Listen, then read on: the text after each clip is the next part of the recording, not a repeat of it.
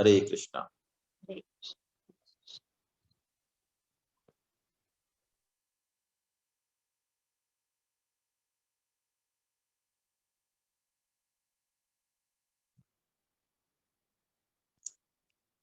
नारायणं नमस्कृत्यं नरं चैव नरोत्तमं देवीं सरस्वतीं व्यासं ततो जयमुदीरये। नमस्तस्मै भगवते वासुदेवाय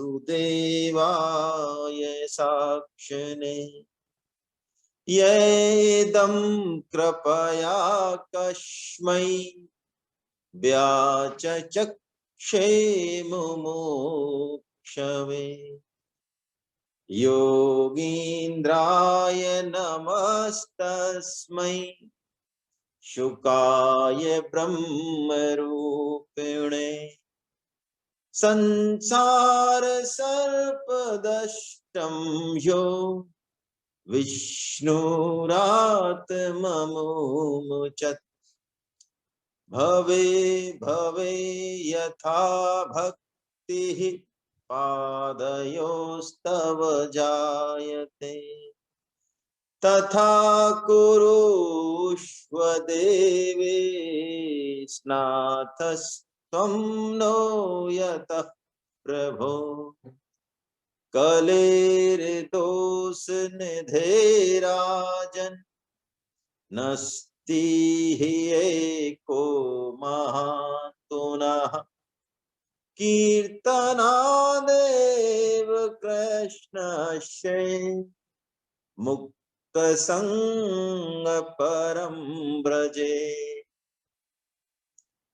यस्तुत्तम श्लोक गुणानुवादः संगीयते भीक्ष्णम् अमंगलघ्न तमेव नित्यं शृणुयादभीक्ष्णम् कृष्णे मलां भक्तिमभीप्समानः यन्नामधेयं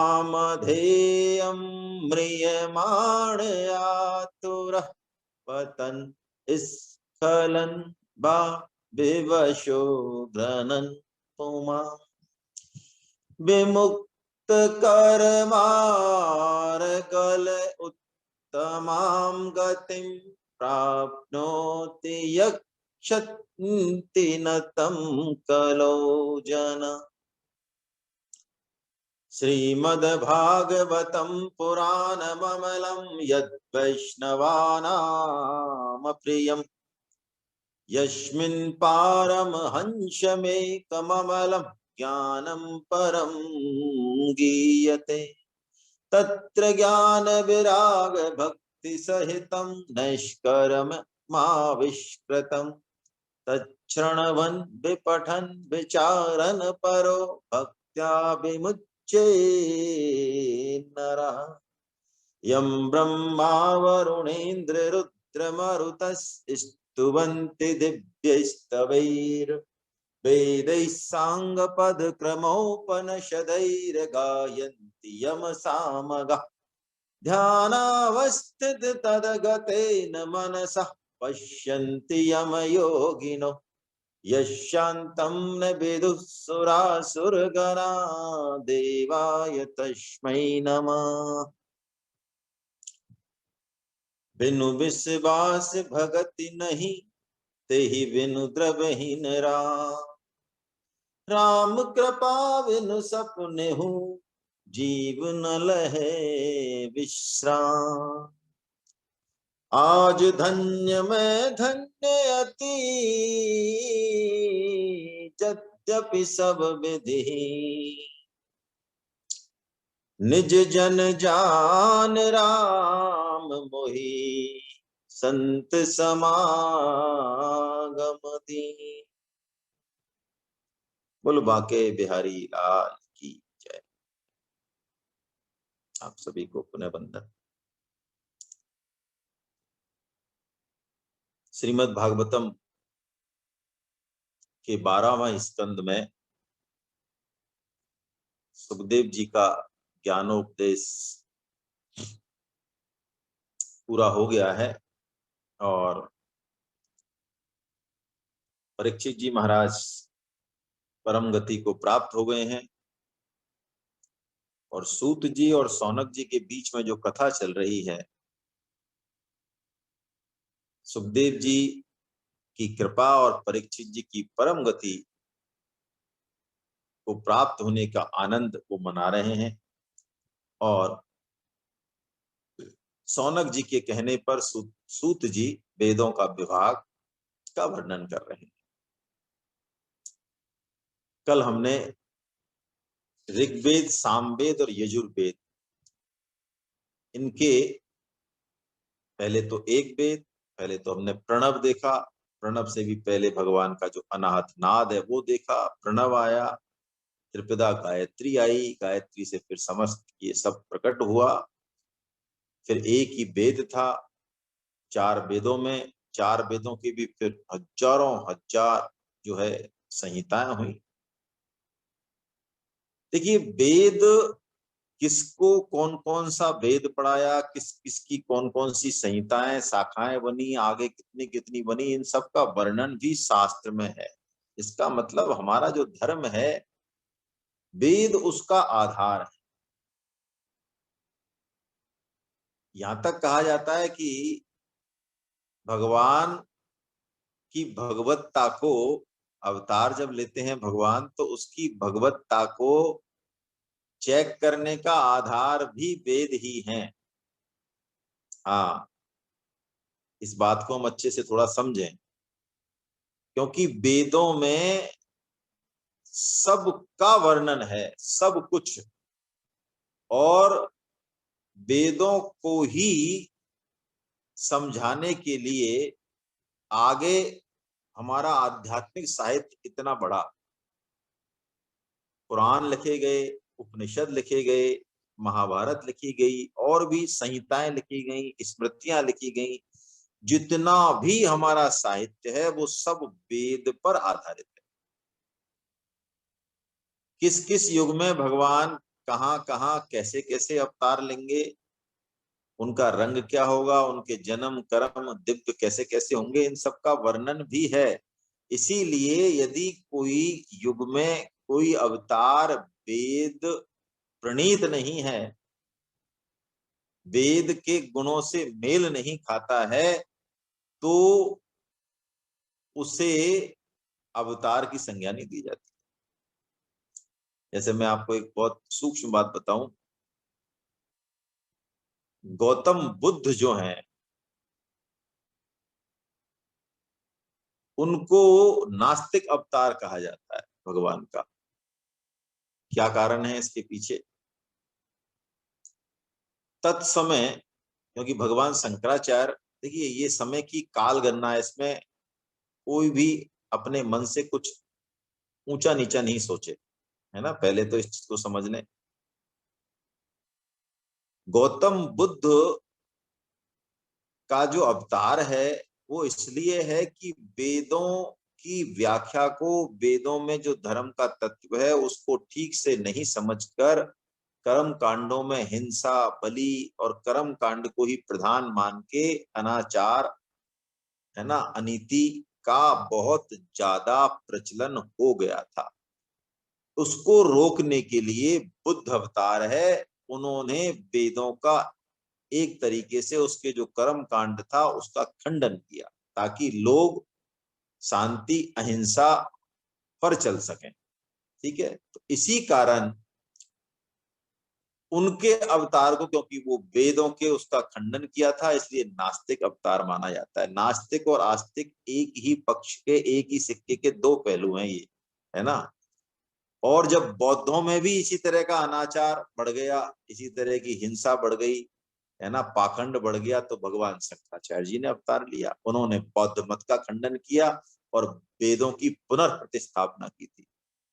तो कहने का मतलब, वेद जो है ना उस सर्व गुह्यतम ज्ञान को अपने हृदय में संजो के रखता है, इसलिए उसकी अधिकार की बात की जाती है, निष्ठा की बात की जाती है। कोई सामान्य ज्ञान हो तो निष्ठा की बात नहीं है, अधिकार की बात नहीं है, लेकिन यदि विशेष ज्ञान है तो फिर निष्ठा की बात होगी ही, अधिकार की बात होगी। ये बात हमारे जीवन में भी है। आप यदि किसी को ऐसे ही कुछ देना चाहें, है ना, सपोज मान लो कोई विग्रह ही देना चाहे, अपन देते हैं कई बार ठाकुर जी का विग्रह देते हैं किसी फंक्शन में, घर में भाई 100 विग्रह मंगा लो, 200 मंगा लो, तो आते हैं लोग जो बिना बुलाए भी हैं, सत्संग में आगे कीर्तन में आगे, उनको भी दे देते हैं। क्या है भाई, 40-50 या जितने की भी है ये विग्रह तस्वीर है, दे देते हैं। और मान लो वो सोने की हो सोने की हो तो सोने की होते ही अब उस पे अधिकार की और नियम की बात आ जाएगी तुरंत, है ना। तो ऐसे ही वेदों की भी बात यही है।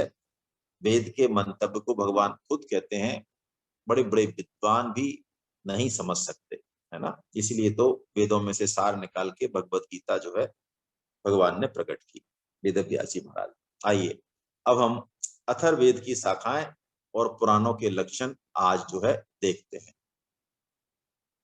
सूत जी कहते हैं, है ना, ये जो सूत जी हैं, देखिए सूत जी वक्ता है पुराणों के, है ना। सूत जी जो शब्द आता है बहुत आता है भागवतम में, तो सूत नाम से दो हैं, वैसे तो एक पद है। तो एक सूत जी का तो वध बलराम जी ने कर दिया था, आपको ध्यान हो यदि आप जो नियमित कथा सुन रहे हैं, नैमिषारण्य में जब बैठे हुए थे सभी लोग, तो बाबा बलराम जी पहुंचे, वो सूत जी खड़े नहीं हुए तो उन्होंने वध कर दिया, एक कुश की नौक को ब्रह्मास्त्र बना के। वो आपने सुनी है कथा अच्छे से। तो उन्हीं सूत जी के जो पुत्र हैं उनको भी सूत ही बोला जाता है, लेकिन नाम में फर्क करने के लिए, वो रोम हर्षण थे वो पिता, ये रोम हर्षणी है उग्र श्रवा, है ना। ठीक है, तो ये अभी ये कथा ये सुना रहे हैं उग्र श्रवा जी, रोम हर्षणी जी। सूत जी कहते हैं, सौनकादि जी ऋषियों, मैं पहले ही बता चुका हूं कि अथर्ववेद को वेद व्यास जी भगवान ने सुमंतु मुनि को दिया। हम कम से कम 4 वेदों के नाम तो याद रख लें, है ना। बाकी आगे तो नहीं जाए, लेकिन 4 वेद तो याद रख लें कि ऋग्वेद पढ़ाया गया था पैल मुनि को। इनके ये इन मुनियों के, इनको बोलने से, इनके नाम इनको स्मरण में रखने से भी, है ना, बुद्धि का विकास होता है, ब्रह्म तेज का कुछ अंश मिलता है। तो ऋग्वेद संहिता को पैल को पढ़ाया गया, यजुर्वेद संहिता को वैशंपायन जी को, और सामवेद को जैमिनी जी को, और अथर्ववेद को सुमंतु जी को पढ़ाया गया। तो अथर्ववेद की बात चल रही है कि अथर्ववेद उन्होंने आगे अपने प्रिय शिष्य कबंध को पढ़ाई, कबंध ने फिर 2 आगे और शिष्यों को पढ़ाई, फिर पिपलायन जी तक पहुंची, और पिपलायन जी से आगे फिर अथर्ववेदता जाजली ऋषि जो हैं उन तक पहुंची, है ना। शौनक जी पुराणों के 6 आचार्य प्रसिद्ध हैं, त्रैयारुणी, कश्यप, सावर्णी, अकृतवर्ण, वैशंपायन और हारीत। इन लोगों ने मेरे पिताजी से एक एक पुराण संहिता पढ़ी थी, और मेरे पिताजी जो सूत जी थे उन्होंने स्वयं भगवान वेद व्यास जी से पढ़ी थी सभी। इन 6 संहिताओं के अलावा 4 मूल संहिताएं थी, है ना, जो उन्होंने कश्यप, सावर्णी और परशुराम जी के शिष्य अकृतवर्ण, और उन सबके साथ मैंने यानी रोम हर्षणी जी ने, हम सब ने अध्ययन किया। सौनक जी, महर्षियों ने वेद और शास्त्रों के अनुसार पुराणों के 10 लक्षण बताए, है ना। क्या है ये लक्षण, मतलब पुराणों में इन 10 लक्षणों की चर्चा होती है ना। देखिए पुराण है क्या, वेदों का जो असली मंतव्य है, वेदों में जो बहुत गुह्यतम ज्ञान है। देखिए इन बातों को थोड़ा, ये यदि आपको रुचिकर नहीं भी लगे ना, सरस नहीं भी लगे, तो भी हमको इनको ध्यान देके सुनना चाहिए। हमारी सनातन धर्म की बात है, बेसिक नॉलेज है ये, आधारभूत नॉलेज है, ज्ञान है। कम से कम एक सनातनी से इतनी तो अपेक्षा की जाती है कि वो इन चीजों को तो थोड़ा बहुत जाने। तो पुराण का जो उद्देश्य है वो ये है कि वेदों का गुह्यतम ज्ञान हर कोई नहीं समझ सकता, तो उस ज्ञान को, गुप्त ज्ञान को पुराणों में कहानियों के माध्यम से सरल करके समझाया। बिना पुराणों के भागवतम के भी कई श्लोकों का अर्थ नहीं लगता। पुराणों में कथाएं हैं, उन कथाओं से उन श्लोकों का अर्थ लगता है कि वास्तव में ये श्लोक कहना क्या चाह रहा है। इस शब्द से उनका कुछ पता चलता नहीं। तो पुराणों में 10 लक्षण घटते हैं। क्या? सर्ग, विसर्ग, वृत्ति, रक्षा, मनवंतर, वंश, वंशों के चरित्र, प्रलय, ऊती और अपाश्रय। अब ये सभी नाम आपको अजीब से लग रहे होंगे, हैं भी, चलिए लेकिन हम थोड़ा समझ लेते हैं। सर्ग का मतलब जब प्रलय हो जाती है और दोबारा सृष्टि जन्म लेती है ना, वो सर्ग कहलाता है। हमने खूब समझा है, प्रलय और सर्ग दो शब्द हैं। ऐसे ही महाप्रलय और महासर्ग, है ना, दो शब्द हैं। आप में से कोई बता सकता है इनमें फर्क क्या है? भाई सर्ग भी सृष्टि का जन्म है और महासर्ग भी सृष्टि का जन्म है। प्रलय भी सृष्टि का अंत है और महाप्रलय भी सृष्टि का ही अंत है। तो इनमें फर्क क्या है? सर्ग और महासर्ग क्यों बोला अलग अलग, प्रलय और महाप्रलय क्यों बोला? मैं थोड़ा सा वेट करता हूं, देखो कोई जवाब देना चाहे तो, बोल के देना चाहे तो हाथ खड़ा कर दें। जी लाल साहब दे रहे हैं, बहुत ही बढ़िया जी लाल साहब, बहुत ही बढ़िया। मैं आपको अनम्यूट कर रहा हूँ। जी सर, अनम्यूट करें अपने आप को। Yes sir. Hare Krishna sir, Hare Krishna sir. Hare Krishna sir, Hare Krishna. हाँ सर, मैंने तो गीता में यही समझा, सर्ग का मतलब होता है जब पहले मैं जो प्रलय मतलब समझ लेता हूँ। प्रलय का मतलब ये होता है कि जब ब्रह्मा जी का एक दिन पूरा होता है सर, ठीक है। है ना। और सर्ग होता है जब उनके दिन की शुरुआत होती है, जब हम्म। पूरी सृष्टि ब्रह्मा जी सहित भगवान में विलीन हो जाती है, तब महाप्रलय बोलते हैं। और हाँ, संकल्प के द्वारा जब सृष्टि भगवान पुनः करते हैं तो उसको महासर्ग बोलते हैं सर। बहुत बढ़िया, बहुत बढ़िया, आपका बहुत बहुत अभिनंदन, सर बहुत प्रणाम बहुत प्रणाम। अभिनंदन। बहुत बढ़िया जीलाल साहब। तो कहने का मतलब जीलाल साहब ने बहुत ही जो है अच्छे से बताया है। जीलाल साहब कह रहे हैं कि ब्रह्मा जी का जब 12 घंटे का दिन पूरा होता है तो प्रलय हो जाती है ना।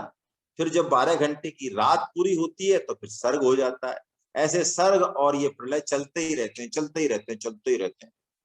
जब ब्रह्मा जी के 100 साल पूरे होते हैं तब जाके महाप्रलय होती है, और उसी इतने ही समय के बाद महासर्ग होता है। तो महासर्ग और महाप्रलय तो बहुत ही अलग है ना। चलिए, मेरे ख्याल जवाब आ चुका है ऋतु गुप्ता साहब, मेरे ख्याल से बहुत है ना। तो अब सर्ग का तो मतलब हम समझ ही गए, है ना।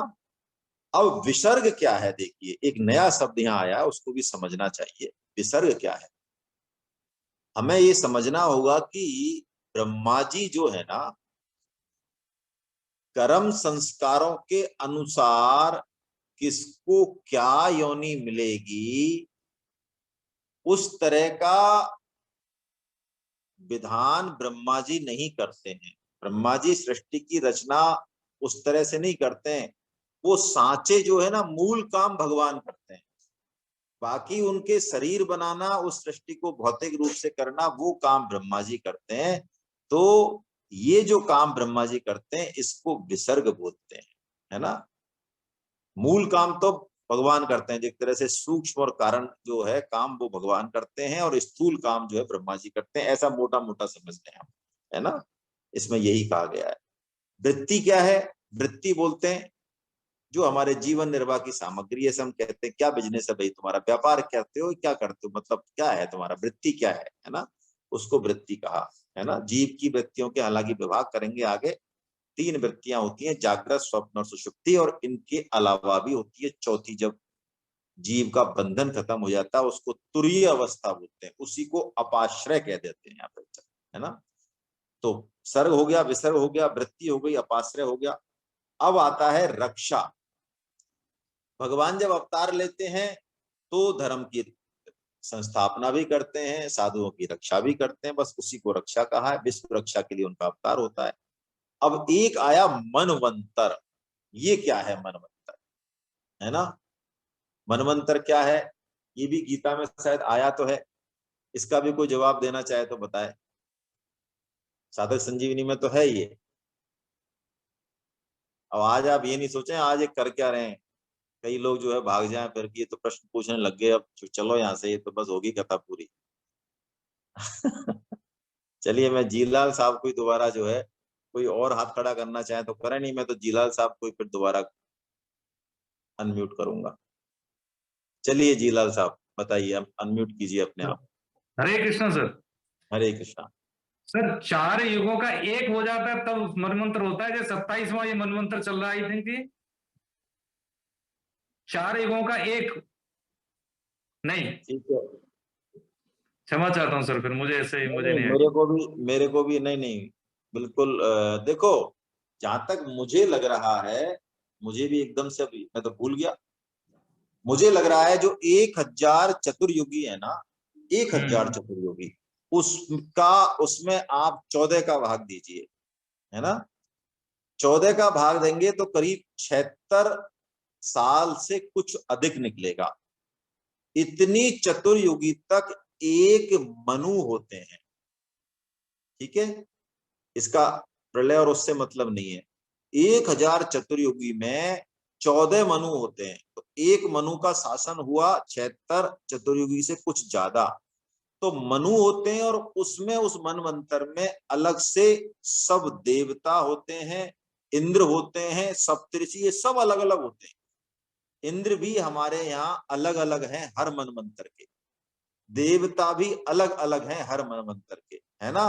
भगवान के उसमें कौन कौन से अंशावतार होंगे, ये सब उसमें होता है। मैं अनम्यूट कर रहा हूँ मृदुला जी को, हो सकता है मैं गलत बोल रहा हूँ तो जरा वो करेक्ट करते हैं, करें अपने आप को अनम्यूट। सर मैं बहुत देर से हाथ उठाने की कोशिश कर रही थी, उठा नहीं था।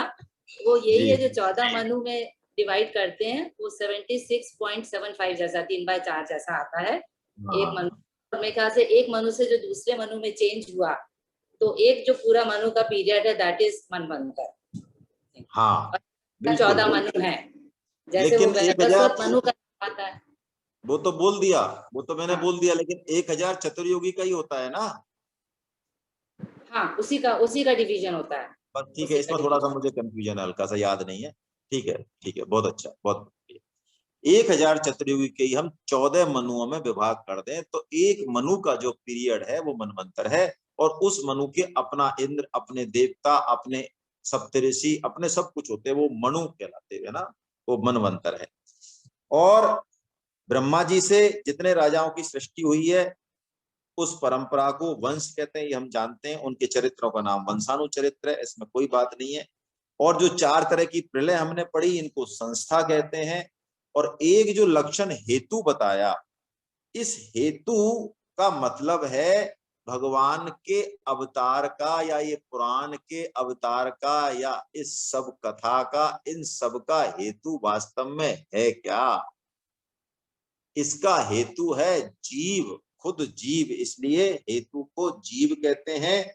या ऊती, ऊती मतलब जीव प्रकृति में शयन करता है, संसार में सुख भोगता रहता है, भगवान का अंश होते हुए भी। तो पुराण का, गीता का, वेदों का, कथाओं का, सबका उद्देश्य यही है कि वो अपने चेतन स्वरूप को पहचाने और अपने जीवन का परम लक्ष्य जो है वो प्राप्त करे, है ना। उसको अब अपाश्रय हमने देख ही लिया। चलिए, तो अब ऐसा जो है बता रहे हैं सूत जी महाराज कि विश्व ब्रह्मांड की उत्पत्ति से लेकर मृत्यु और महाप्रलय पर्यंत जितनी भी विशेष अवस्थाएं हैं, उनमें सब में एक ही तत्व भास रहा है, यानी सत्य रूप ब्रह्मा ही है। वो सब जो परिवर्तन है वो उनसे पृथक नहीं है, उसी एक तत्व को आश्रय तत्व कहा पुराणों का। यानी चाहे घुमा फिरा के कितनी भी कहानी हो, कैसी भी बात हो, गीता में क्षेत्र क्षेत्र के विभाग हो, भक्ति योग हो, सांख्य हो, कुछ भी हो, कोई सा भी अध्याय हो, सब वास्तव में परमात्मा का ही बोलवाला है, उन्हीं की चर्चा है, उन्हीं का आश्रय है। अब 18 पुराणों के नाम जो है सूत जी महाराज बता रहे हैं, ठीक है ना। मुझे एक दोहा मिला नहीं, इसमें एक बड़ा अच्छा दोहा है, इनकी संख्या याद करने का भी और इनके नाम याद करने का, वो कभी मैं बताऊंगा, अभी मुझे कहीं मिला नहीं हो। अभी तो हम इसके श्लोक ले लेते हैं, बस पढ़ लेते हैं। 2 श्लोक हैं, 23 और 24, उसमें 18 पुराणों के नाम बताएं। ब्राह्मं पाद्यं पाद्यं वैष्णवं च शैवं लैंगं सैगारूढ़ं, यानी ब्रह्म पुराण, ब्राह्मम, पाद्मम यानी पद्म पुराण, वैष्णव यानी विष्णु पुराण, शैवम यानी शिव पुराण, लैंगम यानी लिंग पुराण, स गारुड़म यानी गरुड़ पुराण। नारदीयम भागवतामाग्नेयम स्कंद संगीतम। नारद पुराण, भागवता यानी भागवत पुराण, आग्नेयम यानी अग्नि पुराण, और स्कांद संगीतम यानी स्कंद पुराण और संगीतम, इनको जानो, है ना। भविष्यम ब्रह्म वैवर्तम मार्कंडेयम सवामनम। भविष्य पुराण, ब्रह्म वैवर्त पुराण, मार्कंडेय पुराण और वामन स वामनम, स वामनम वामन पुराण, वाराहम मात्स्यम कौर्मम च ब्राह्मणाख्यम इति त्रिषट। वो कह रहे हैं बराह पुराण, मत्स्य पुराण, कौर्मम यानी कूर्म पुराण, भगवान के अवतारों के नाम है ना, सारे या सिद्ध मुनियों के नाम है, ऋषियों के नाम है, और ब्रह्मांड पुराण। ये त्रिषट, त्रिषट यानी षट यानी 6, त्रि यानी 3, 3 गुना 6 यानी ये 18 पुराणों के नाम हैं। वो कह रहे हैं सौनक जी, जो ये प्रसंग भी सुनता है ये पुराणों का और वेदों का, उसके ब्रह्म तेज में वृद्धि होती है। अब मार्कंडे ऋषि की तपस्या और उनके माया दर्शन के बारे में सौनक आदि जो ऋषि हैं, 88,000 ऋषि, वो सूत जी से प्रश्न पूछेंगे। वो कहते हैं सौनक जी, हे साधु शिरोमणि सूत जी, आप आयुष्मान हो, आप वास्तव में वक्ताओं के सिरमौर हैं, और जो इस संसार के अंधकार में भटक रहे हैं उन्हें आप वहां से निकालकर प्रकाश रूप परमात्मा का साक्षात्कार करा देते हैं। हमारे ऊपर आप एक कृपा और कीजिए, क्या कि मृकंड ऋषि के जो पुत्र थे मार्कंडे ऋषि जी, ऐसा सुनते हैं कि महाप्रलय में भी उनके शरीर का नाश नहीं हुआ। तो हमने तो ऐसा अब तक देखा नहीं है। हे सूत जी, वो इसी कल्प में हमारे ही तो वंश में उत्पन्न हुए, हम तो उनको श्रेष्ठ भृगुवंशी मानते हैं। तो ये बात कैसे सत्य हो सकती है, ये हमारे समझ में नहीं आती है। जबकि हमने सुन रखा है कि जब वो आई थी प्रलय, तो वो उस प्रलय के पानी में डूबते उतराते रहे और अंत में उन्हें भगवान का दर्शन हुआ। किसमें हुआ? अक्षय वट के पत्ते के दोने में उन्हें भगवान का दर्शन हुआ, है ना। ये हम जब ये आएगा प्रसंग तब ये लेंगे, दामोदर गोविंद श्री गोविंद दामोदर स्तोत्रम, है ना, बड़ा अच्छा है। आप में से जो इसको देखना चाहें वो देख भी लें, है ना।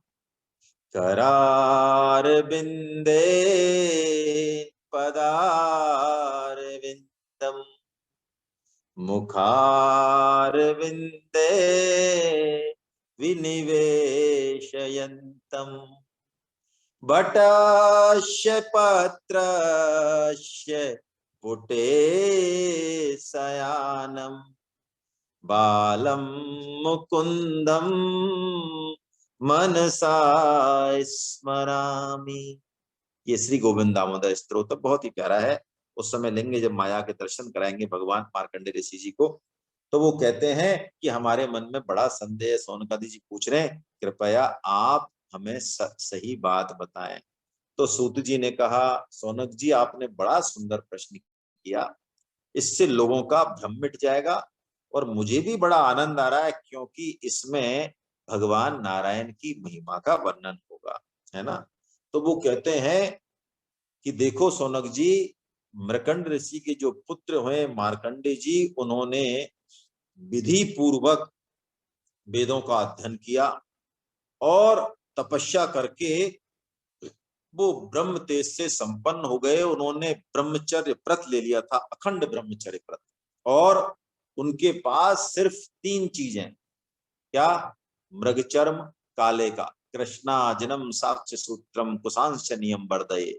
3 चीज रहती थी बस। कृष्णाजनम यानी काले मृग का चर्म, रुद्राक्ष माला साक्ष्य सूत्रम, और कुश आसन बैठने के लिए बस, है ना। आसन, क्योंकि ऐसा कहते हैं, हमें भी ये ध्यान रखना चाहिए, यदि आप ध्यान करते हैं या कोई और क्रिया करते हैं किसी आसन पे बैठ के, या भगवान नाम जप ही करते हैं, चलते फिरते भी करते हैं, लेकिन आसन पे भी करते हैं, तो 2 बातों का ध्यान रखना चाहिए, है ना। एक तो आसन नियत जगह पर हो, है ना, बार बार उसको बदले नहीं, नियत जगह पर हो, स्वच्छ हो, पृथ्वी से उसका संपर्क नहीं हो, यानी नीचे उसमें जो कहते हैं चुंबकीय विद्युत को रोकते हैं उसमें, है ना। कोई यदि हम ऊनी बिछा देते हैं तो वो चुंबकत्व, वो विद्युत तरंग जो है खत्म हो जाती है। और दूसरा, उस आसन को कोई दूसरा प्रयोग में नहीं ले, चाहे कोई घर का ही हो भले, है ना, अपना आसन खुद का रहना चाहिए। ऐसा कहते हैं जैसे आसन का मतलब क्या, हम जो ये एक मुद्रा में बैठते हैं, पद्मासन में, सुखासन में, जो भी है, तो ये भी आसन है। तो जैसे आसन सिद्ध होता है ना, आसन सिद्ध का मतलब है कि अपने आप जो है ना सिद्ध हो जाता है कोई आसन, तो उसमें सुख से बैठ सकते हैं घंटे, 2 घंटे, 3 घंटे, और फिर मन की चंचलता रुक जाती है। ऐसी जो भौतिक आसन है वो भी सिद्ध हो जाता है ना। आप इधर उधर कहीं बैठेंगे और एक अपने आसन पर बैठेंगे जो कि वर्षों से आपने सिद्ध किया हुआ है, उसका फर्क पता चलता है। तो 3 चीजें उनके पास थी, काले मृग का चर्म, रुद्राक्ष माला और कुश, यही उनकी पूंजी थी बस, है ना। सारी संपत्ति यही है, सारी वसीयत। और आजीवन ब्रह्मचार्य व्रत तो उन्होंने ले ही रखा था। वो क्या दिनचर्या थी उनकी? सायकाल और प्रातःकाल दोनों टाइम अग्निहोत्र करते, सूर्योपस्थान करते, गुरु वंदन करते, ब्राह्मण सत्कार करते, मानस पूजा करते, और मैं परमात्मा का हूं, हे नाथ, हे मेरे नाथ, इसका ध्यान करते, वो आराधना करते। फिर भिक्षा लाते और गुरुदेव के चरणों में निवेदन कर देते और मौन हो जाते। गुरु जी की आज्ञा होती तो खा लेते एक बार, नहीं तो उपवास ही कर लेते। संतों की बड़ी मौज होती है। संतों को यदि भोजन नहीं मिले ना, तो वो ये नहीं कहते हैं कि आज हमने भोजन नहीं किया, वो ये कहते हैं आज हमने भूख को ही पा लिया। भूख को ही पा जाते हैं वो, है ना। तो मार्कंडे जी ने एक बार करोड़ों वर्षों तक तपस्या की, और ऐसी तपस्या की उन्होंने, ये बता रहे हैं सूत जी महाराज की, उन्होंने मृत्यु पर भी विजय प्राप्त कर ली, जो कि बड़े बड़े योगियों के लिए भी संभव नहीं है।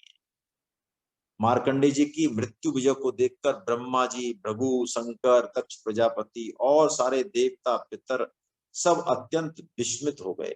एक बार मार्कंडे जी ऐसे तपस्या में बैठे थे, साधना करते करते उनको 6 मनवंतर बीत गए हैं, 6 मनवंतर बीत गए। जब 7वें मनवंतर चालू हुआ तो जो इंद्र बने, उन्होंने सोचा कि कहीं ये मेरा इंद्रासन तो नहीं चाह रहे हैं, इतनी तपस्या क्यों कर रहे हैं। देखिए, जो भोगों में आसक्त होता है ना, उसको यही दिखता है कि ये जो है कहीं मेरे उसमें अड़ंगा नहीं लगा दे। ये हमारे मन की वृत्ति होती है।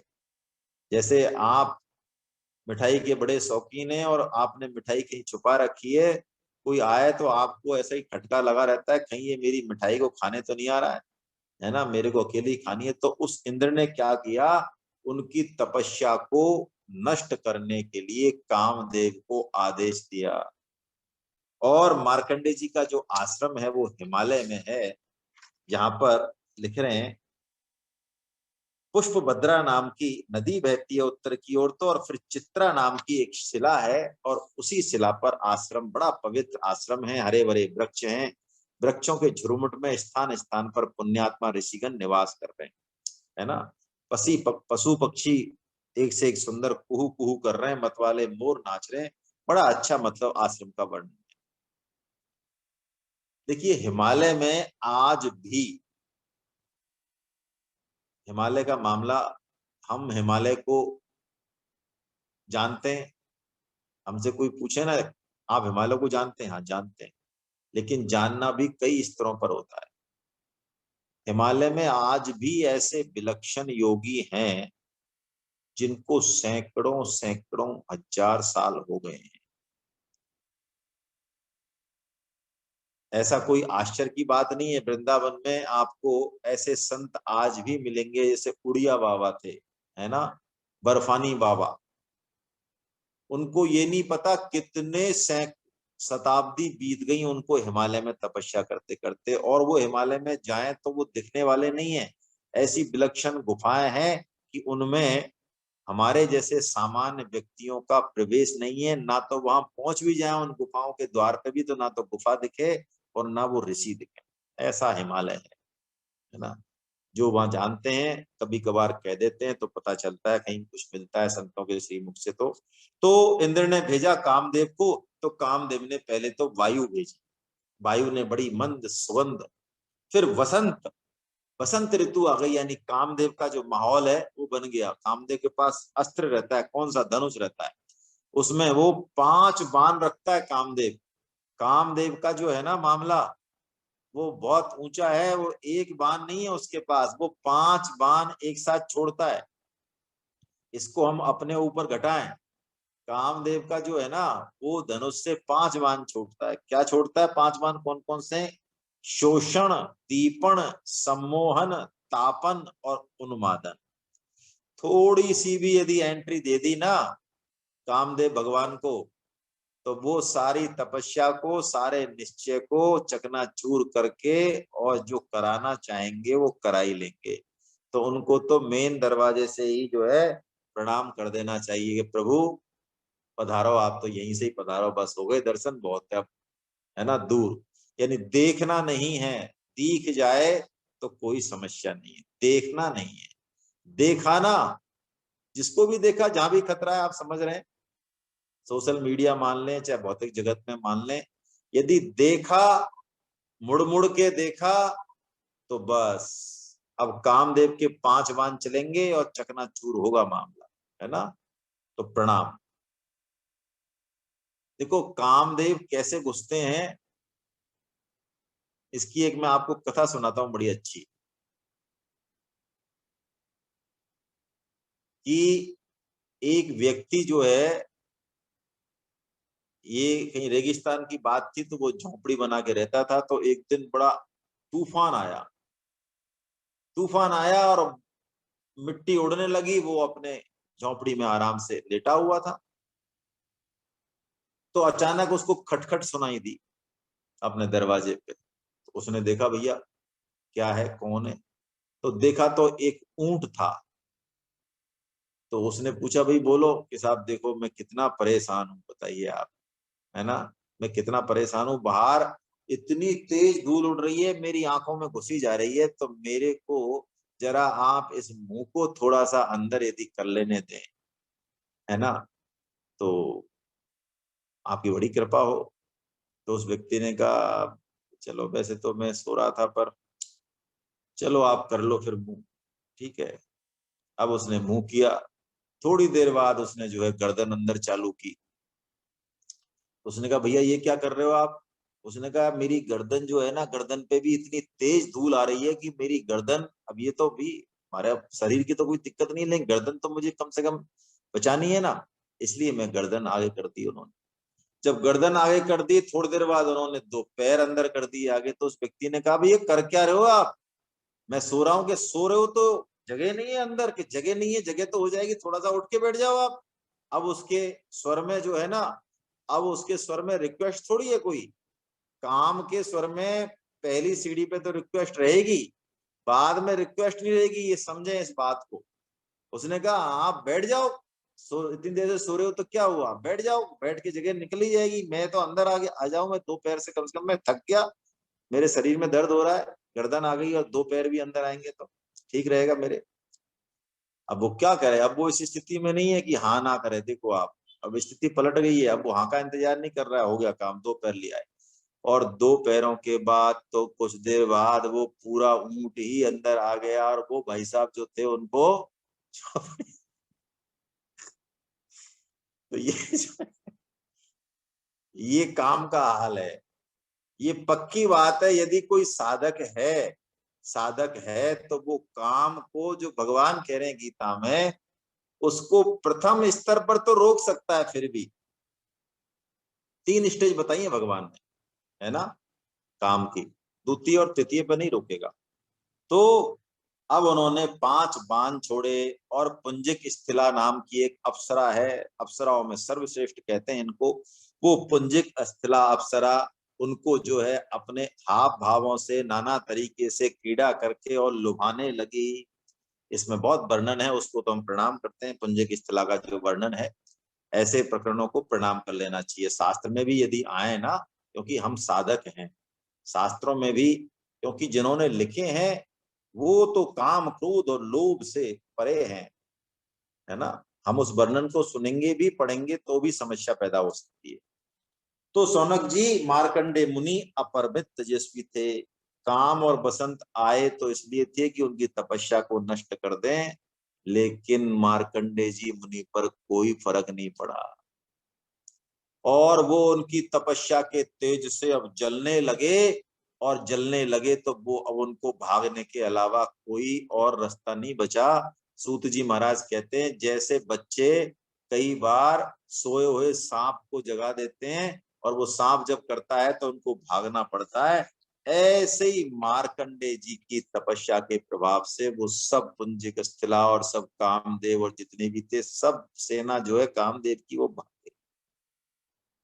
लेकिन इसमें देखने वाली बात क्या है, जो बड़ी बात है वो ये है कि इतनी सेना को भगा के कामदेव को आसानी से जीतने पर भी मार्कंडे मुनि के मन में कोई अहंकार पैदा नहीं हुआ कि मैंने काम को जीता है ना। जैसे कि नारद जी के मन में हुआ ना, तब गबने नारद शिव पाही, जिता काम अहमिति मन माही।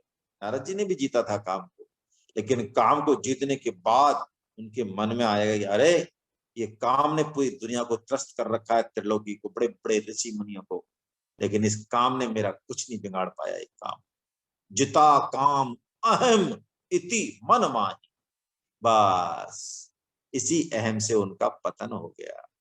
पतन तो नहीं हुआ, लेकिन वो शिक्षण है हमारे लिए। भगवान ने जो है उनको बंदर का रूप दिया, वो सारी कथा आपको पता है। तो सौनक जी,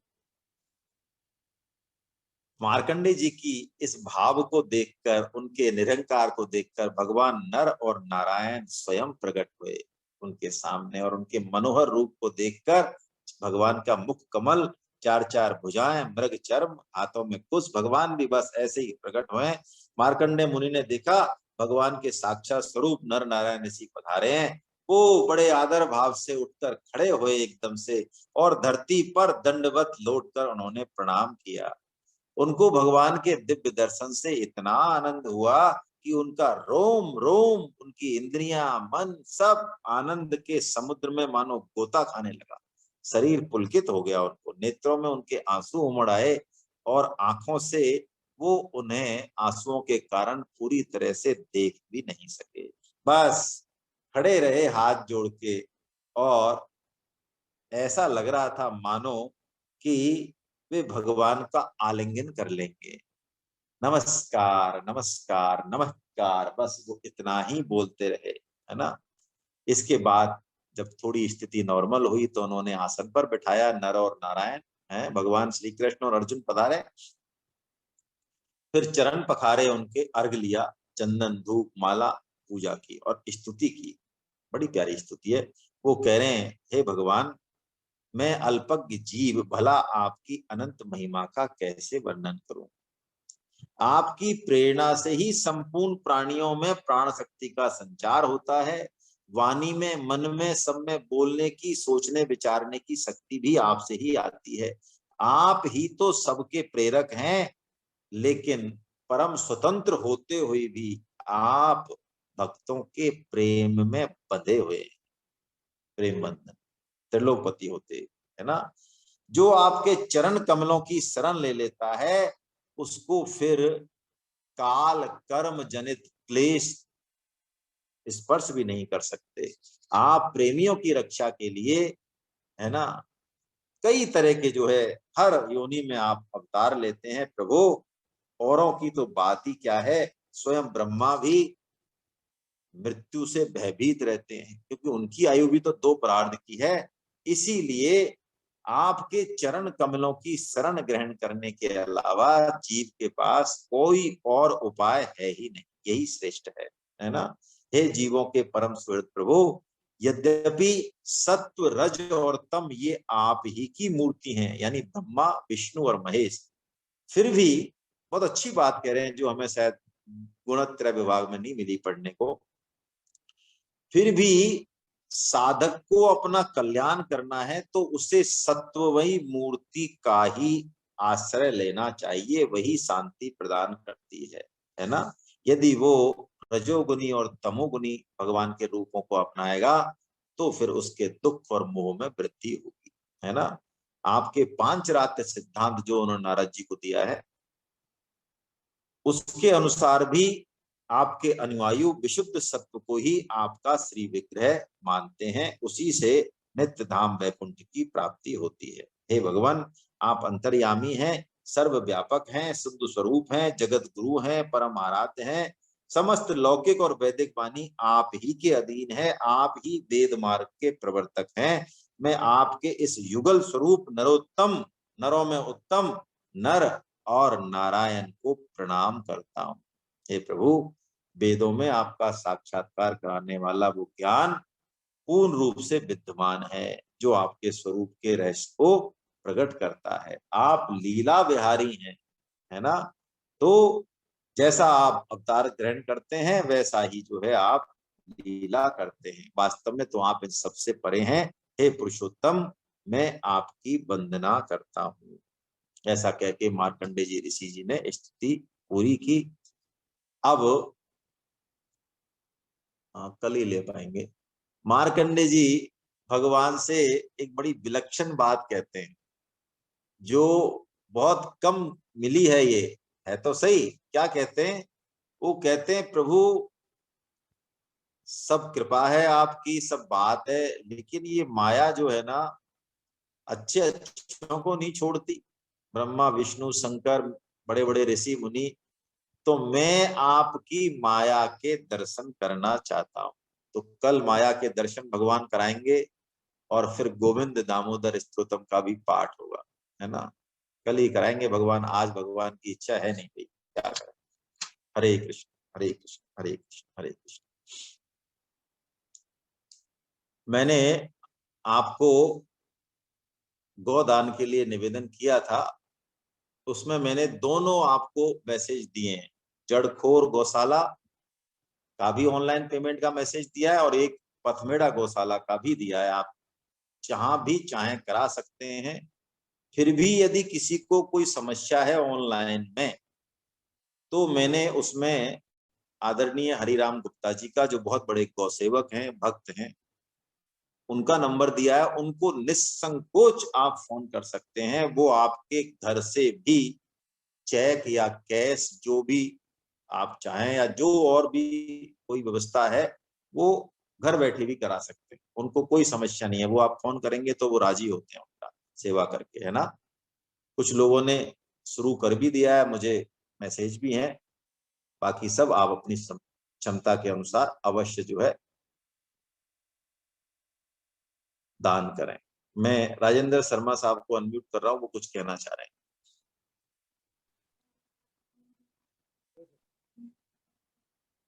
जी सर, अपने आप को अनम्यूट करें। हरे कृष्ण भाई साहब। हरे कृष्णा। हाँ, मैंने 2 दिन पहले संध्या के विषय में पूछा था, तो हाँ। आपने बताया था संध्या समय में भगवान नाम जप के अलावा और कुछ काम नहीं करना चाहिए। तो ये कालावधि कितनी है, मतलब सूर्यास्त से? हाँ, सूर्य अस्त होते ही है, उसके बाद भी प्रकाश रहता है। सूर्य अस्त होते ही और घना अंधेरा होता है तब तक करीब आधा घंटे का समय होता है। बाकी ज्योतिष शास्त्र में और अखबारों के माध्यम से, पांचांग के माध्यम से 24 मिनट 27 मिनट का जो टाइम है एग्जैक्टली पता चलेगा। 6:40 से इतने तक संध्या काल है ना। ठीक है, मैं एक निवेदन और कर रहा था जी। 24 मई तक है ना, महावीर जी बताएंगे अभी आपको 24 मई तक रजिस्ट्रेशन कराने हैं, और जो रजिस्ट्रेशन कराएंगे वो भगवत गीता का तो लाभ उठाएंगे भी, उनको भगवत गीता की एक किताब भी मिलेगी बड़ी सुंदर। लेकिन मेरा ऐसा भाव बन रहा है, हालांकि ये विचार ही है ना, माफ करना, क्रियान्वित सभी की सहमति से करेंगे, लेकिन बस भाव उठा मन में कि ये कोर्स जब खत्म होगा, जब भी खत्म होगा 5 महीने में 6 महीने में हो जाएगा शायद, उसके बाद नेक्स्ट कोर्स जो शुरू होगा वो फ्री नहीं होगा, फ्री भी होगा और फ्री नहीं भी होगा। उसमें वही लोग एंट्री कर पाएंगे जो कम से कम 1500 रुपए का गौदान जो है करते हैं, या ईसीएस करते हैं, कैसे भी करके मतलब गौ सेवा यदि करते हैं तो ही उसमें एंट्री हो पाएगी। यदि नहीं करते हैं और लेना चाहते हैं तो 1500 रुपए जमा कराएंगे, शायद फिर वो हमें दिखाएंगे रसीद कि हमने दे दिए पथपेड़ा में, उसके बाद ही एंट्री होगी। अभी तो ये फ्री है, अगली बार शायद ये नहीं होगी।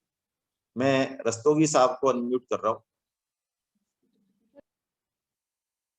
मैंने 1500 रुपए क्यों बोला, इसलिए बोला कि एक महीने का खर्चा गाय का 1500 रुपए आता है, तो कम से कम इतना तो मिनिमम एक व्यक्ति करे, तब वो है गीता के श्रवण के लिए पधारे। जी रस्तोगी साहब। जी, निवेदन ये है कि आपने जो अभी 18 पुराण बताए, इसमें जो जैसे शिव पुराण आता है और गरुड़ पुराण आता है, वो इसमें नहीं है, या ये अलग अलग है, क्या है? नहीं है ना, इसमें क्यों नहीं है? गरुड़ पुराण शिव पुराण है तो सही। नहीं, इसमें आपने 18 जो दिए ना, ये 18 में ना तो गरुड़ पुराण आया, ये शिव पुराण नहीं आया। आप मेरा निवेदन सुने। पद्म पुराण, अब मैंने आपको सुन लिया, अब मैंने आपको सुन लिया, आप सुने प्लीज जी। इसमें दोनों पुराण आए हैं, आप इसकी किताब देख लें, खरीद लें, लिखा हुआ है, और इस वीडियो को भी दोबारा सुन लें जब अपलोड हो जाएगा, मैंने अच्छे से बोला भी है ना। एक दूसरा निवेदन और था जी। कल आपने जो संध्या का प्रकरण बताया था, मेरे पास पुस्तक है नित्यकर्म पूजा प्रकाश, इसमें संध्या जो बताया है ये तो बहुत टिपिकल है, क्या इतना ही करना पड़ता है? देखिए कोई टिपिकल नहीं है, संध्या में बहुत थोड़े से मंत्र हैं। वैदिक संध्या, यदि आप नित्य कर्म प्रकाश है तो उसमें भी संध्या के मंत्र दिए हुए हैं। और मैंने आपको कल निवेदन किया था, आप गीता प्रेस की संध्या विधि किताब ले लें, आपको नेट पे भी सर्च करके मिल जाएगी। आप पता नहीं क्यों, मतलब गीता सेवा केंद्र, मैंने बोला आपको गीता सेवा ऐप, एक ऐप है, उसको डाउनलोड करें। उस ऐप में भी जाएंगे तो आपको उस किताब की फोटोकॉपी वो दिखेगी पूरी। आप चाहें तो उसको ऑनलाइन फ्री में पढ़ भी सकते हैं, प्रिंट निकाल सकते हैं, नहीं तो मंगाएंगे तो ज्यादा अच्छा। ऑनलाइन ऑर्डर कर दीजिए, आ जाएगी, उसके बाद आप स्वयं पढ़िए उसको, तो ज्यादा अच्छा रहेगा, है ना। क्योंकि मैं इसमें, मैंने आपको निवेदन किया ना कि मैं इसमें अधिकार ज्यादा रखता नहीं हूं, है ना। मैं दीपक गुप्ता साहब को अनम्यूट कर रहा हूँ, जरा अपने आप को अनम्यूट कीजिए। हरे कृष्णा सर। हरे अभी जो आप बता रहे थे सर कि ये 1500 रुपए प्रति माह उसका खर्चा आता है गौ का, और इसमें गौदान का कितना खर्चा है? अगर गौदान करना चाहें तो गौदान का करीब, हाँ उनके पंपलेट में है, मैं आपको भेज दूंगा, करीब शायद 15 से 20 हजार के बीच में है गौदान का, है ना। ठीक है सर। लेकिन हाँ मेरा सर, निवेदन ये है, अगले कोर्स में जो कम से कम 6 महीने में या साल में 1500 रुपए का तो गौ सेवा करें, वो ही एंटर होंगे, मेरा ये निवेदन है बस। नहीं सर, मेरे को तो गौदान करवाना है ना माता जी पिताजी के लिए। हाँ तो आप पथमेड़ा में मैं आपको भेज दूंगा, है ना, आप पूछ भी सकते हैं उन नंबरों पे, जो मैंने नंबर भेजे हैं ना, उनसे आप खुद भी पूछ सकते हैं, ज्यादा अच्छा रहेगा। मैं अनिमा जी माथुर साहब को अनम्यूट कर रहा हूँ जी, वो करें जरा अपने आप को अनम्यूट। हाँ नमस्कार सर, हरे कृष्णा जी। हरे कृष्णा। पहले तो आपको धन्यवाद कि आपने इतने अच्छे सरल भाषा में हमको पुराणों के विषय में सब ज्ञान दिया है, जो कि सुनकर बहुत ही आनंद आया। दूसरी बात यह है कि हमने रजिस्ट्रेशन कराया है और हम क्लासेस अटेंड करना चाहते हैं। उसका हमारे पास में अभी कोई सूचना नहीं आई है। जी देखिए, सूचना आपके पास बिल्कुल आई होगी। होता क्या है, हम लोग जो आपने ईमेल दिया है ना, वो मेल हम खोल के नहीं देखते, हम ही नहीं देखते, ऑफिस वाले ही, तो सामान्य आदमी नहीं देखता। वैसे अब हमने ये कर दिया, अगली बार से ये समस्या भी नहीं आएगी। उसमें मोबाइल पर भी मैसेज जाएगा, लेकिन आपके जो आपने फॉर्म जमा करा दिया तो 100% आपकी रजिस्ट्रेशन हो गया है। अब हम जब भी क्लास स्टार्ट करेंगे आपको आगे से कांटेक्ट करेंगे, आपको चिंता करने की बिल्कुल जरूरत है ना। धन्यवाद। ठीक है, अब मैं राजीव अग्रवाल साहब को निवेदन कर रहा हूं, जरा अपने आप को अनम्यूट करें।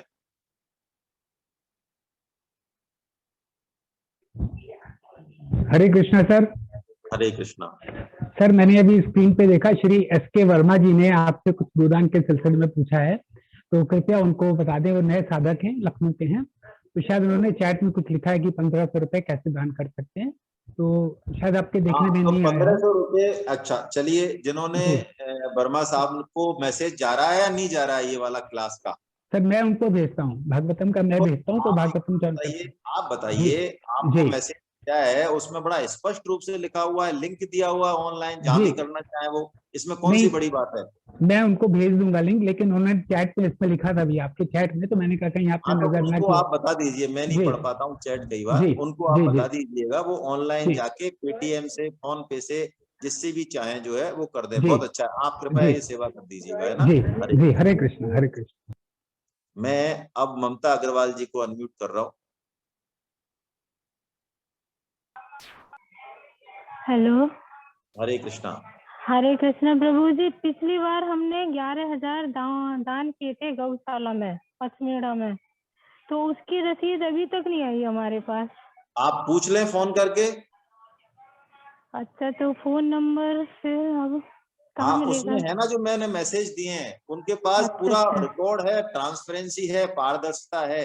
आप उनसे पूछ ठीक है लें। ठीक हरिराम है गुप्ता ठीक जी है। का जो नंबर दिया है उनसे पूछ लें, आपको अच्छा अच्छा, रसीद मिल जाएगी, 100% मिल जाएगी, है ना। ठीक है ठीक है ठीक है 100% मिल जाएगी आपको रसीद। ठीक है। हरे आप कृष्ण हरे कृपया कृष्ण। थोड़ा सा परस्यू कर लें, है ना, परस्यू कर लें। ठीक है। हरे कृष्ण हरे कृष्ण। मैं राजेंद्र जोशी साहब को अनम्यूट कर रहा हूँ। हरे कृष्णा सर। जी सर। ये जो जून से जो कोर्स चलने वाला है, इसकी जैसे ही सूचना आप द्वारा प्रसारित की गई थी, तो हमने फॉर्म भर दिए थे। उस समय उस फॉर्म में टाइम का ऑप्शन नहीं था। अभी मैंने कुछ नए साधकों को भरवाने का जब प्रयास किया, तो उसमें टाइम का ऑप्शन दिया हुआ था। तो क्या हमें वापस फॉर्म भरना है जिन्होंने पहले भर दिया था? नहीं नहीं, आपको टाइम हम अलॉट कर देंगे। एक्चुअली क्या है, इस फॉर्म में 2-3 स्टेजेस में परिवर्तन हुए हैं, पहला प्रयास है ना। अब अगली बार ये और परफेक्ट होगा। तो पहले उसमें ईमेल जरूरी था, पहले एक मोबाइल से एक ही फॉर्म भरा जा रहा था, तो महावीर बंसल साहब ने इसको बहुत टेक्निकली अब अच्छा कर दिया है। तो कोई दिक्कत नहीं, आपको दोबारा भरने की जरूरत नहीं है ना। अब मैं लास्ट में जो है सतीश जी को, प्रदीप शर्मा जी और सतीश जी हैं, सतीश जी को कर रहा हूँ अनम्यूट। सतीश जी बताएं। हरे कृष्णा सर। हरे कृष्णा सर, उसमें ये कह रहा था, अभी जो रसीद के लिए कह रहे थे ना, हरिराम जी ने बताया था कि इंडिविजुअल रसीद शायद का प्रोविजन है नहीं इसके अंदर, ऐसा उन्होंने बताया था हरिराम जी। नहीं, यदि अच्छा ऐसा बताया था? जी सर। नहीं, इंडिविजुअल रसीद नहीं आती है वहां से। ये उन्होंने मैसेज दिया है मेरे को कि इंडिविजुअल रसीद नहीं आती। अच्छा, तो जैसे साधक का फिर कंफर्मेशन कैसे होगा? कंफर्मेशन तो उन्होंने अगर जैसे ऑनलाइन दिया है तो अकाउंट से या पेटीएम से वो रिसीट वो होती है उनके खुद के पास। उन्होंने ये बताया कि जो पैन नंबर वो दे देते हैं कोई और दूसरी रसीद का, वो पैन नंबर जो उनका वहां का है पचमेड़ा वाला, वो यूज करके वो चाहे तो इनकम टैक्स में शो कर दें अपना।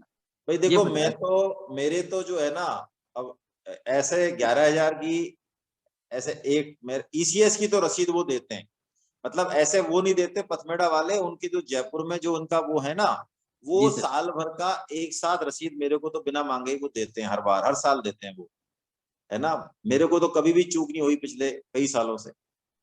पता तो नहीं मेरे सर, ख्याल से उसमें यही चलिए, बताया। मैं और हरिराम जी और बात कर लेंगे आपस में, जी सर। क्या जी सर। बात है ना, कर लेते हैं।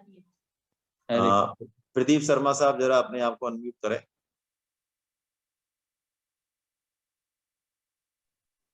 हरे कृष्णा सर। हरे कृष्णा। ये मैंने रजिस्ट्रेशन करवाया था निशुल्क के लिए, निशुल्क गीता क्लास के लिए मेरे द्वारा रजिस्ट्रेशन करवाया गया। अब मेरी पत्नी भी मेरे साथ बैठेगी, तो क्या उनका भी रजिस्ट्रेशन अलग से करवाऊं? नहीं, रहने और दो, दूसरा, रहने दो, कोई दिक्कत नहीं है। वो तो जूम पे है ना, इसलिए कोई समस्या नहीं है। उनका रजिस्ट्रेशन अलग से कराना जरूरी नहीं है। देखिए, कराएंगे तो फायदा आपको ही होगा, किताब मिल जाएगी आपको अलग से एक और। किताब तो मेरे पास भरपूर पड़ी हुई है साहब। नहीं नहीं, भरपूर से काम नहीं चलेगा, हम जो किताब देंगे वही काम आएगी। ये श्रीमद् भागवत गंतव्य की ओर ये पुस्तक मेरे पास कम से कम 7-8 पुस्तकें पड़ी हुई। अब आप मेरा निवेदन सुन लें, मैं आपका भाव समझ गया, मेरा निवेदन सुन लें। आप भी जो है इस किताब से अध्ययन नहीं कर पाएंगे, आपको किताब जरूरत पड़ेगी, वो हम आपको देंगे। अच्छा, भावार्थ भी है मेरे पास। मैं आपको, अब आप, हाँ ठीक है सर, धन्यवाद। हाँ, आपको वो आपको किताब मिलेगी, उसी से आप पढ़ पाएंगे, है ना? ठीक है ना?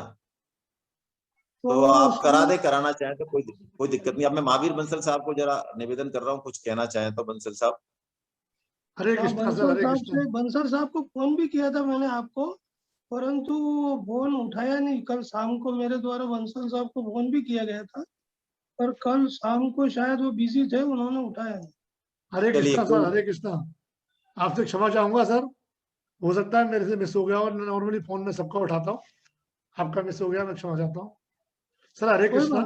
हरे कृष्णा। हरे कृष्णा। कोई बात नहीं शर्मा साहब, आप फॉर्म भर दीजिएगा, है ना? और आपको जो है क्लास के लिए सूचित कर देंगे हम टाइम पे, बिल्कुल चिंता नहीं करें आप, है ना? आप तो रेगुलर साधक हैं वैसे भी, आप तो रोज ही आते हैं, सबसे पहले आते हैं, तो आप तो चूक ही नहीं सकते, है ना? आप तो सपत्नीक आते हैं हमेशा, बड़ी कृपा है आपकी हमारे ऊपर। चलिए, एक और है सर, राकेश। अच्छा, एक और है, राकेश। चलिए राकेश जी, राकेश शर्मा साहब को मैं अनम्यूट कर रहा हूँ। जी सर।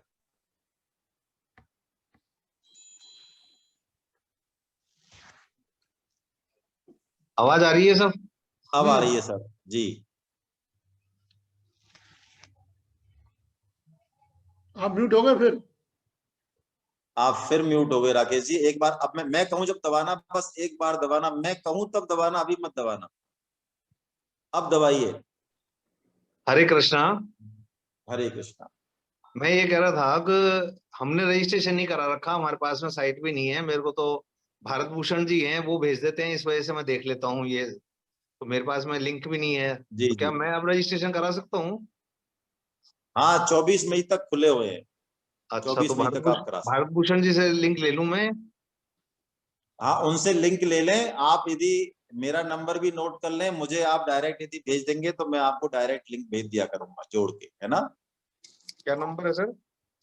94143 94143 21681 21681। चलिए साहब, अब महावीर जी कृपया। बहुत बहुत धन्यवाद। हरे कृष्णा। हरे कृष्णा। हरे कृष्णा। सभी को बहुत बहुत सादर प्रणाम।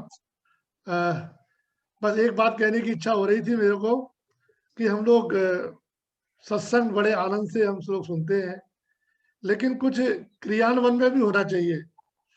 आनंद तो हमें आ रहा है, मन का आनंद है, मन को तो जहाँ जैसे पिक्चर देखने में आनंद आता है, अच्छा खाना खाने में आनंद आता है, तो ये तो भगवान का नाम है, आनंद तो आएगा ही आपको, हम सबको आनंद आता है। लेकिन जब तक हम कुछ क्रिया रूप में परिणित नहीं करें उसको, तो ये आनंद पूर्णता नहीं होगी इसकी कभी भी। तो हम क्रिया रूप में, जैसे यहाँ सर बताते हैं कि हमें माला करनी है भगवान नाम की, तो हम भगवान नाम की माला करना शुरू करें। बहुत बड़ी समस्या हमारी है, हम सुनते हैं लेकिन करते नहीं है। अगर गौ सेवा की बात कही जा रही है, तो गौ सेवा में हम इतना, हमारे पास भगवान ने इतना सब दिया है, और फिर भी हम कुछ थोड़ा सा अंश यदि हम नहीं निकाल पा रहे हैं, इसका मतलब धन में हमारी बहुत आसक्ति है। कोई नहीं चाह रहा आपके धन को, कोई नहीं चाह रहा है। आप यदि उसमें से कुछ एक निश्चित भाग हर महीने निकालें, 100 रुपये, 200 रुपये, 500 रुपये हर महीने में गौ सेवा में लगाऊंगा, तो आप देखो गौ का जो गौ माता का उसका जो फल होगा, परिणाम होगा, पूरे देश का संस्कृति की रक्षा होगी। तो हम क्रिया में भगवान नाम का स्मरण करें, गीता का प्रचार करें, भगवान की बातों को आचरण में लाएं। अगर ये हम नहीं करना चाह रहे हैं और हम केवल आनंद ले रहे हैं तो पूर्णता की स्थिति आना बहुत मुश्किल है। बस हरे कृष्णा, इतनी सी बात मैं कह रहा था। बहुत ही आपको प्रणाम महावीर साहब, महावीर जी साहब, बहुत ही बढ़िया आपने दिल को छू लेने वाली बात कही है ना। 9414321681 गोविंद जय जय गोपाल जय जय गोविंद जय जय गोपाल जय जय राधा रमण हरि गोविंद जय जय राधा रमण हरि गोविंद जय जय जय गोविंद जय जय गोपाल जय जय गोविंद जय जय गोपाल जय जय राधा रमण हरि गोविंद राधा रमण हरि गोविंद जय जय राधा रमण हरि गोविंद जय जय गोविंद जय जय। सर आवाज बंद हो गई सर आपकी। अब आ रही है? हाँ अब आ रही है। राधा रमण हरि गोविंद जय जय राधा रमण हरि गोविंद जय जय नाम संकीर्तनम यस्य नाम संकीर्तनम यस्य सर्व पाप प्रणाशनम सर्व पाप प्रणाशनम प्रणामो दुःख समनस्तं नमामि हरिं परम प्रणामो दुःख शमनस्तं नमामि हरिं परम। बोलो वृंदावन बिहारी लाल लाल की जय। बोलो बांके बिहारी श्री लाल लाल की की जय। बोलो राधा गोविंदे भगवान की जय। अर्जुन के सखा भगवान श्री कृष्ण की, मीरा के गिरधर नागर की, सूर के घनश्याम की जय। ब्रजभानु सुता राधा रानी की जय। मर्यादा पुरुषोत्तम भगवान श्री राम की जय। जानकी माता की जय। गौ माता की जय। धरती माता की जय। साधक संजीवनी की जय। श्रीमद् भागवत महापुराण की जय। सब चूड़ामणि श्री श्री सुखदेव जी महाराज की जय। सब संतों की जय। सब भक्तों की जय। अनंत कोटि वैष्णव वृंद की जय। आज के आनंद जय। हरि बोल हरि बोल। आप सबको बंधन। कल हम फिर मिलते हैं इसी समय। सर जय जगन्नाथ। सर जी दीवान सिंह जी का हाथ खड़ा था सर, आज कुछ पूछ रहे थे क्या? अरे अरे अरे अरे अरे तो दीवान जी को जरा 1 मिनट है क्या? अभी देखो हैंड रेज करें। मैं नहीं करेंगे तो अभी अच्छा है ही नहीं। अभी चलेगा क्या? कैसे छूट गया? फिर मेरे से छूट गया। चलो हरे कृष्ण। हरे कृष्णा। चलिए जय जगन्नाथ।